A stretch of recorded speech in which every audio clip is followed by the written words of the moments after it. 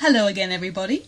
This is your favourite exemplar Templar, B. Harper from supermarcy.com, and welcome back to another review.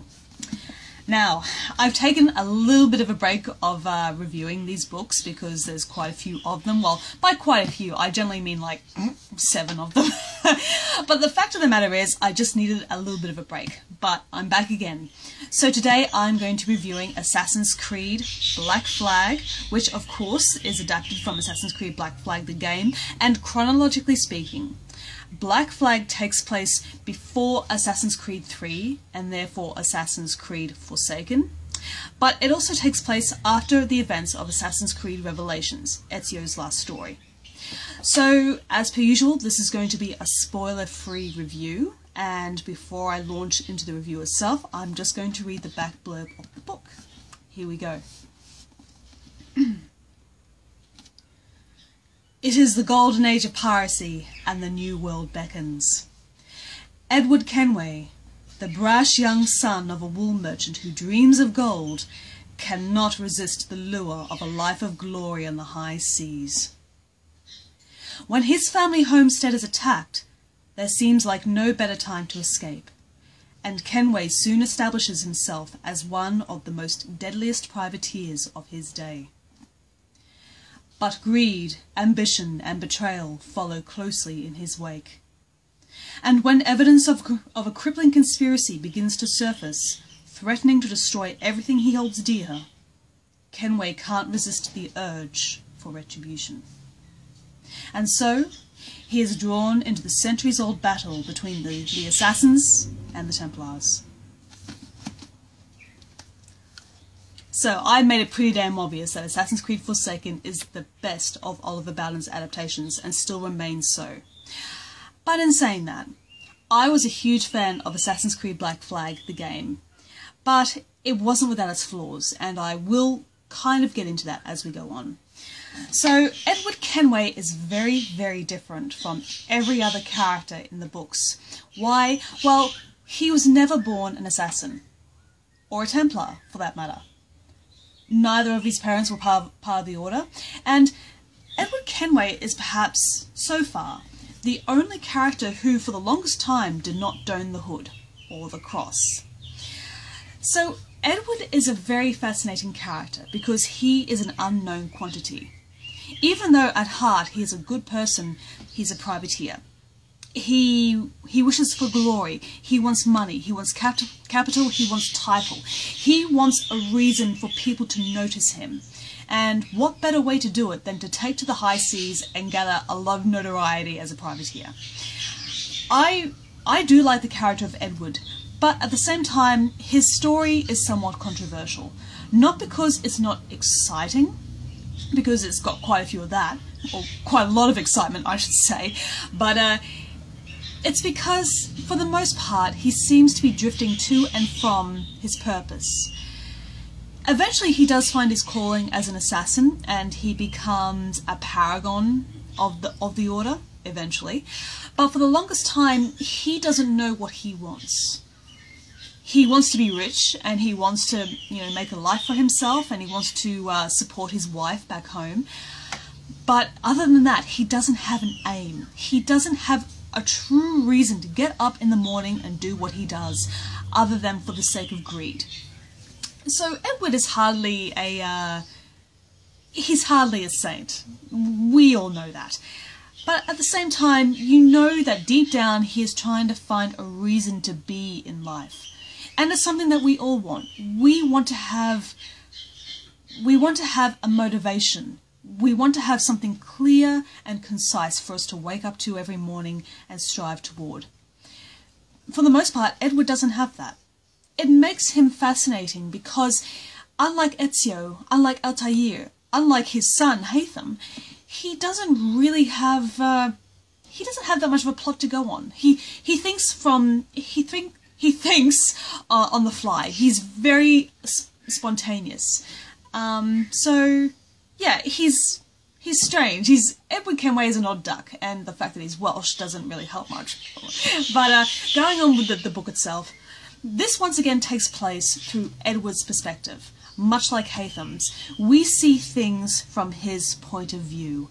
We understand his thought processes, and we know exactly how he thinks. And even though he acts like a dickhead most of the time, you can't help but, feel a sense of love for him. We do want to see him succeed, even though he does some pretty stupid stuff. I have a huge interest in piracy, and I don't feel guilty in saying that. I don't necessarily want to be a pirate. Well, if I wanted to be a pirate, I would be ones from the Golden Age, because those folks knew how to dress, especially European ones. Just saying. And once again, Bowden is really, really good at examining the time frame and giving you a real slice of life about what's going on here. For example, you visit all these wonderful locations in the game and also in the book. Havana, Kingston, Great Iguana, Nassau. This is, taking place in the high seas for the most part, and it's just so exhilarating to step into the shoes of a pirate. Once again, this is just my own sort of personal fantasy here, and therefore perhaps a slice of my own bias, but piracy is one of those things that has been so heavily romanticized, and there's no doubt a lot of ugliness came from piracy, but at the same time, for it to have occurred so long ago, there has been time for us to work up a myth and a legend about it. And even though reality is reality, when you make something legendary, it tends to endure that much more. And that's what Assassin's Creed somewhat lives on. It lives on the mysticism and an alternative take on the world and on the people, and an alternative take on history, for lack of a better term. So the book is quite well written, and it gives you enough sense about who Edward Kenway is about. This book doesn't just cover the events of the game, of course. It covers when he was a youth and when he was growing up and when he was drifting around aimlessly just wanting more out of life, but he didn't know what he wanted. Well, he didn't know the exact way to go about getting what he wanted. So eventually, when he had the opportunity to become a pirate and travel the world and do all this stuff, he is the first one on board the ship, so to speak. And quite frankly, I can understand why.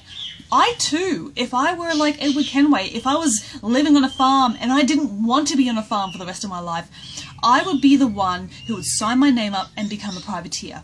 Screw whatever, threat of a risk is happening, because, life is meant to be lived. And Edward Kenway does that. He has such a flourish for it. He is just so passionate about what he does, and he takes in stock the risks, and he says, yeah, I know I could possibly die while doing this, but damn it, I'm going to have a lot of fun doing it. And that's what Edward Kenway is all about. He's about having fun and going out there and just making a name for himself, making an impact. It's great to have a character with that sort of joy for life.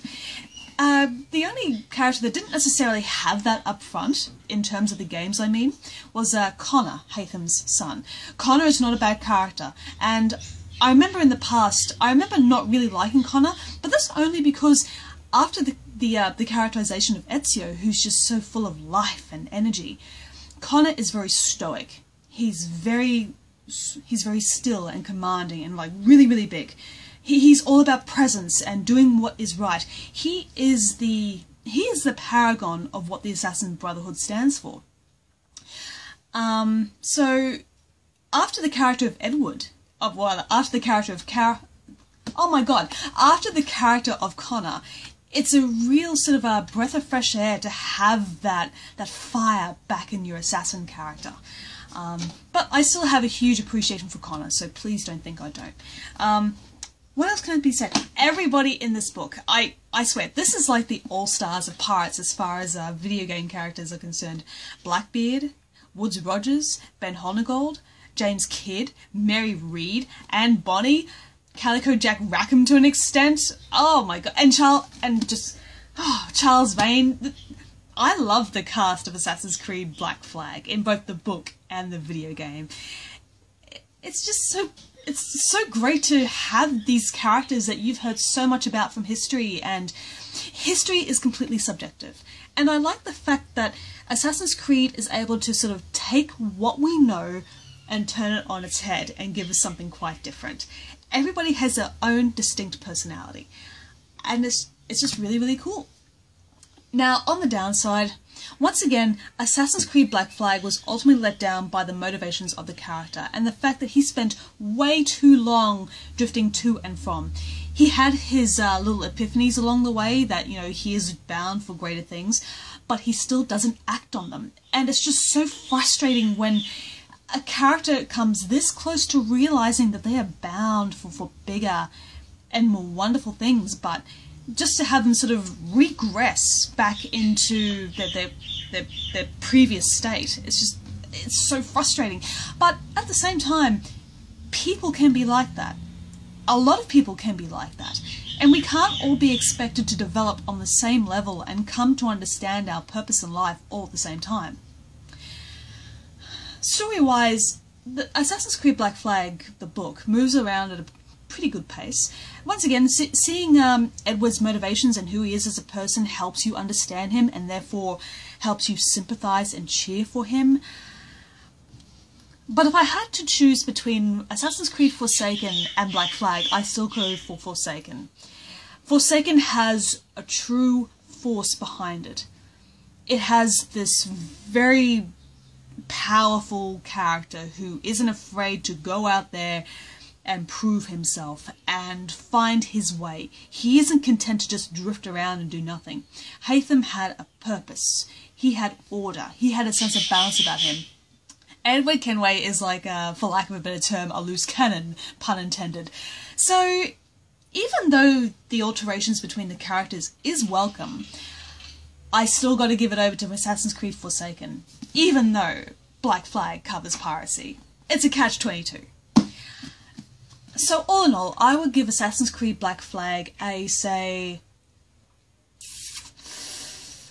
maybe a 3.5 out of 5. And I know that seems a little bit severe, but the fact of the matter is, I still got to be objective. I still have standards in what sort of storytelling I want and what sort of characters there are. I'm happy I read it. Don't get me wrong, and it is a worthwhile sequel, so to speak, of Assassin's Creed Forsaken.